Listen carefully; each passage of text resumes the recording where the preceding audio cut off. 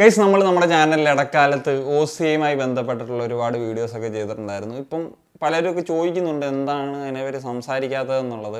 So അതിൻ്റെ കാരണം അതുമായിട്ട് ബന്ധപ്പെട്ട അപ്ഡേറ്റ്സ് കാര്യങ്ങളൊന്നും തന്നെ ഇല്ലാത്തതുകൊണ്ടാണ്. അപ്പം നമ്മൾ കഴിഞ്ഞ ദിവസം ഒരു വീഡിയോ ചെയ്തിരുന്നു ശ്രീലങ്കയുടെ ഒറിജിൻ പ്ലേയേഴ്സുമായി ബന്ധപ്പെട്ട അവർക്ക് സമീപകാലത്തുണ്ടായിട്ടുള്ള റിസൾട്ടിനെ പറ്റി. കംബോഡിയക്കെതിരെ ഒരു വിജയം നേടിയിട്ട് അവരൊരു ചരിത്ര നേട്ടം, അതായത് ഏഷ്യൻ കപ്പിൻ്റെ ക്വാളിഫയേഴ്സിൻ്റെ 3ാം റൗണ്ട് എന്ന് പറയുന്ന ഒരു ലെവലിലേക്ക് ഒരു യോഗ്യത നേടി. അപ്പം ഞാൻ പറഞ്ഞിരുന്നു നമുക്ക് മറ്റൊരു വീഡിയോ കൂടി ചെയ്യാനുണ്ട്, അതായത് ഈ ഒറിജിൻ പ്ലേയേഴ്സ് വന്ന് ഒരു എഫക്റ്റ് ഉണ്ടായിട്ടുള്ള മറ്റൊരു രാജ്യം. അപ്പം പലരും അത് പ്രെഡിക്റ്റ് ചെയ്തിരുന്നു കമൻറ്റിൽ.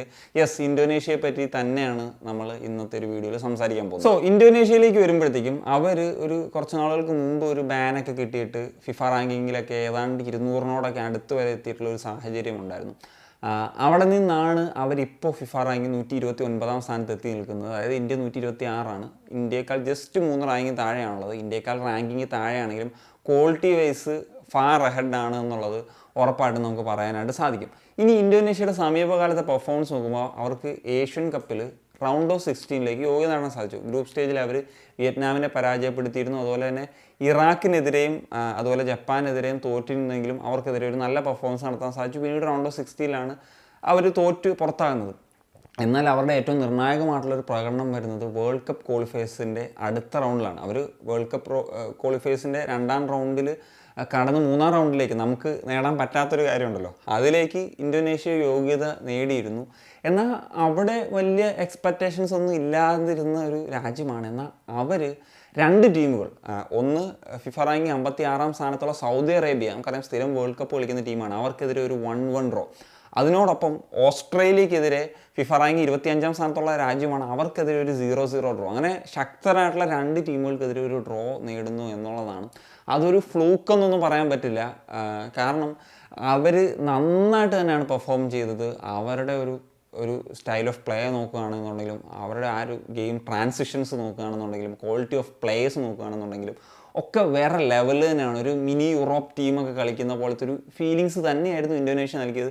നിങ്ങൾ കണ്ടിട്ടില്ലെങ്കിൽ അവരുടെ ആ ഒരു മാച്ചിൻ്റെ വീഡിയോസൊക്കെ യൂട്യൂബിൽ അവൈലബിൾ ആണെന്ന് കണ്ടു നോക്കുക. പരിശീലനായിട്ട് വരുന്നത് ഷിങ് ടേ യങ് എന്ന് പറഞ്ഞിട്ടുള്ള ഒരു സൗത്ത് കൊറിയൻ കോച്ചാണ്. അതായത് നല്ല കോച്ച് തന്നെയാണ്. ഇപ്പോൾ സൗത്ത് കൊറിയയൊക്കെ പരിശീലിപ്പിച്ചിട്ടുണ്ട്.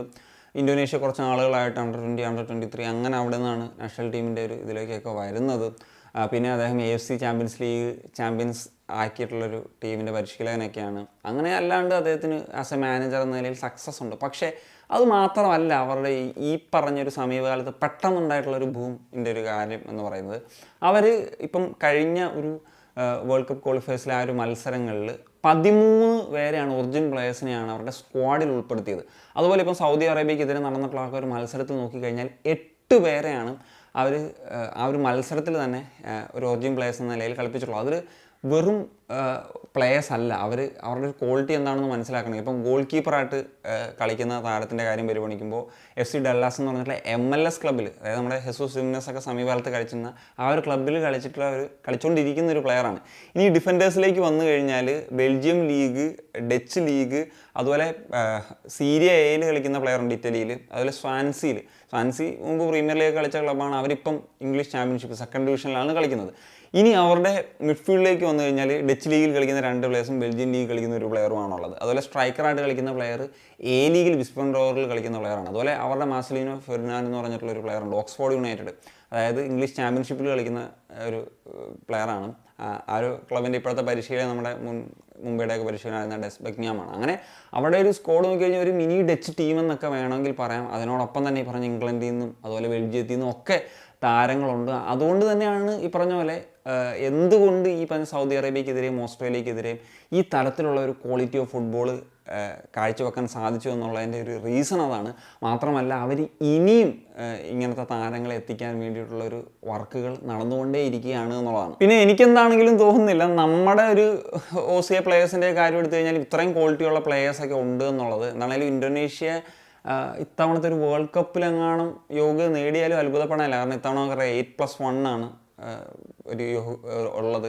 9 ടീമുകൾക്ക് വരെ യോഗ്യത നേടാനുള്ള സാധ്യതയുണ്ട്. അപ്പം ഇന്തോനേഷ്യ ഈ ഒരു ലെവലിൽ ഇനിയും ഒരു നല്ല രീതിയിൽ കളിച്ചു കഴിഞ്ഞാൽ തീർച്ചയായിട്ടും സാധ്യതകൾ നമുക്ക് ഒട്ടും തള്ളിക്കളയാനാവില്ല എന്നുള്ളത് തന്നെയാണ് പറയേണ്ടത്. വിയറ്റ്നാമിൻ്റെ കാര്യം നേരത്തെ ഒരു കാര്യം പറഞ്ഞിട്ട് വിയറ്റ്നാമൊക്കെ നല്ല രീതിയിൽ യൂത്തിൽ ഇൻവെസ്റ്റ് ചെയ്യുന്നു. പക്ഷേ അവർക്ക് ഇപ്പോൾ ഒരു ഡൗൺഫോൾ ഉണ്ടായിട്ടുണ്ട്. അവരിപ്പോൾ സമീപകാലത്തേക്ക് ഇന്തോനേഷ്യയോട് തോറ്റാണ് ഏഷ്യൻ കപ്പിൽ പുറത്തായത്, വേൾഡ് കപ്പിൻ്റെ ക്വാളിഫയേഴ്സ് പുറത്തായത്. അങ്ങനത്തെ സാഹചര്യങ്ങളൊക്കെ ഉണ്ട്. അതിനുള്ള കാരണം എന്ന് വെച്ച് കഴിഞ്ഞാൽ അവർ ഏഷ്യയിൽ തന്നെ one of the best youth development നടത്തുന്നൊരു ടീമാണ്. പക്ഷേ അവരുടെ അയൽ രാജ്യങ്ങളായിട്ടുള്ള മലേഷ്യയും ഇന്തോനേഷ്യയും ഒക്കെ തന്നെ ഈ ഒറിജിൻ പ്ലേയേഴ്സിനെയൊക്കെ കൊണ്ടുവരുന്നൊരു സാഹചര്യത്തിൽ അവർക്കൊരു ഡൗൺഫോൾ ഉണ്ടായി. അപ്പോൾ അതുകൊണ്ട് വിയറ്റ്നാം പോലും ഇങ്ങനത്തെ അവർ ഓൺ പ്ലേയേഴ്സിനെ ഡിപ്പെൻഡ് ചെയ്തിരുന്ന ഒരു രാജ്യമാണ്. അവർ പോലും അത് മാറ്റിയിട്ട് ഇങ്ങനത്തെ പ്ലേയേഴ്സിനെയും കൂടി ആഡ് ചെയ്യാം. അവർ യൂത്ത് ഡെവലപ്മെൻറ്റ് നടത്തുന്നു. ഇത് ഇപ്പോൾ ഈ കളക്റ്റീവായിട്ട് ഇതിൽ വർക്ക് ചെയ്യുമ്പോഴത്തേക്കുമാണ് ഇതിന് ഒരു റിസൾട്ട് പെട്ടെന്ന് ഉണ്ടാകുന്നത് എന്നുള്ളത് മനസ്സിലായി. അപ്പോൾ അതുകൊണ്ടാണ് അവർ ഈ പറഞ്ഞ പോലെ ചേഞ്ചസിന് ഒരു കാരണമാകുന്നത് എന്നുള്ളത് മനസ്സിലാക്കി. സോ നമ്മൾ ഇതിലേക്കൊന്ന് കൺക്ലൂഡ് ചെയ്യുന്നൊരു സമയത്ത് ഈ പറയുന്നത് പോലെ എല്ലാ രാജ്യങ്ങളും 200-ലധികം രാജ്യങ്ങൾ, അതായത് UN നേഷൻസിനേക്കാൾ കൂടുതൽ FIFA നേഷൻസ് ഉണ്ട്. അവരെ എല്ലാ രാജ്യങ്ങളും ചെയ്യുന്നത് നമ്മൾ മാത്രം ചെയ്തില്ലെങ്കിൽ ഈ പറഞ്ഞ പോലെ നമ്മുടെ ഇന്ത്യയിൽ ബോണ്ട് ആകുന്ന പ്ലേയേഴ്സിനൊക്കെ നാഷണൽ ടീമിലൊക്കെ കളിച്ച് ഇതിലേക്ക് പോകാം. പക്ഷേ ഒരു ഇന്ത്യൻ ഫുട്ബോൾ എന്ന് പറയുന്ന നേഷന് അത് എന്നായിരിക്കും അതിനൊരു ഭാവി ഉണ്ടാകുക, അതിലൊരു ബെറ്റർമെൻ്റ് ഉണ്ടാകുക എന്നൊക്കെ ചോദിച്ചു കഴിഞ്ഞാൽ അത് നമുക്ക് കാത്തിരുന്ന് കാണാമെന്നല്ലാണ്ട് വേറെ ഒന്നും പറയാനില്ല. So that's it. അപ്പം ഇത്രയൊക്കെ പറയാനുള്ളൂ. ഇനി മറ്റ് നേഷൻസ് ഇങ്ങനെ ചെയ്യുന്നത്, അവർക്കുണ്ടായ ചേഞ്ചസ്, ഇങ്ങനെയുള്ള വീഡിയോസ് വേണമെങ്കിൽ നമുക്ക് ചെയ്യാം. അല്ലാണ്ട് നമ്മുടെ സെനാരിയോയിൽ ഇനി എന്തെങ്കിലും അപ്ഡേറ്റ് വരാതെ ഒന്നും സംസാരിക്കാൻ പറ്റില്ല. അതിൽ കാര്യമില്ല എന്നുള്ളതാണ് ഞാൻ വിശ്വസിക്കുന്നത്. അപ്പോൾ നിങ്ങളുടെ ഒപ്പീനിയൻസ് തീർച്ചയായിട്ടും കമ്പോസ് ചെയ്യാൻ പറ്റുമോ? സനി.